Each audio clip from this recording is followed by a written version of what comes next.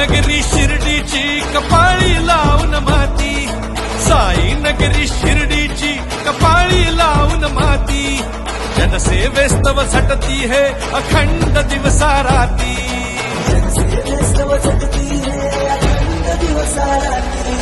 असे न झाले असे न होतील यांच्या सारखे, सच्चा नेता लोकनेता राधा कृष्ण विखे,